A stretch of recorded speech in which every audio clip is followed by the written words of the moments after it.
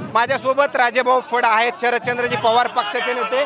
भाऊ, तुम्ही परळीमध्ये लक्ष देत आहेत, मात्र गंगाखेडमध्ये धनंजय मुंडे लक्ष देत आहेत। गंगाखेडचं राजकारण तुम्ही जवळून पाहिले, काय प्रतिक्रिया? मी एकच सांगतो, परळी ही शरद पवार साहेबांना मानणारी, त्यामुळे आम्ही परळीचा विजय निश्चित करण्यासाठी आज खासदारांनी विशेष लक्ष दिलंय। आज नारळ फोडण्यासाठी जिल्ह्याचे खासदार आलेत आणि आम्ही परळीला आम्हाला विश्वास आहे, परळी भयमुक्त करण्यासाठी, विकास करण्यासाठी आणि परळी दहशतमुक्त आणि भ्रष्टाचार मुक्त करण्यासाठी आम्ही लढालो।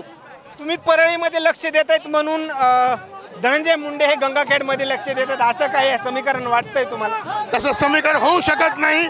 परळीमध्ये वाढलेली दादागिरी, झालेला भ्रष्टाचार, यामुळे धनंजय मुंडेंची प्रतिमा डावललेली आहे आणि धनंजय मुंडे सोबत सच्चा कार्यकर्ता मतदार राहिलेला नाही, त्यामुळे आमचा विजय निश्चित आहे।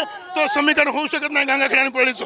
खरं तर दीपक नाना देशमुख बरोबर तुम्ही काम करतायत, मोठी जिम्मेदारी आहे, काय विजय कशा माध्यमातून विजय होईल असं तुम्हाला वाटतं? दीपक नाना देशमुखला उमेदवारी देण्याचा निर्णय आमच्या खासदारांनी घेतला आणि आमच्या पक्षाने तो मान्य करून दीपक नाना उमेदवारी दिली। आम्ही त्यांच्यासोबत काम करलो, आम्ही त्यांना परळी नगरपालिकेचा अध्यक्ष परळीच्या जनतेच्या आशीर्वादाने बनवू, पवार साहेबांच्या पक्षानं, आणि परळीचा विकास करू, परळीला विकास करू, भयमुक्त आणि भ्रष्टाचार मुक्त परळी करायची आम्हाला। ओके, धन्यवाद। या ठिकाणी पाहायला गेलं तर येत असलेल्या प्रतिक्रिया, मात्र आणखी काही नवीन अपडेट्स मिळतील का हे पाहणं तेवढंच महत्त्वाचं। कॅमेरामॅन सोबत सूर्य तुंबडी, बीड परळी।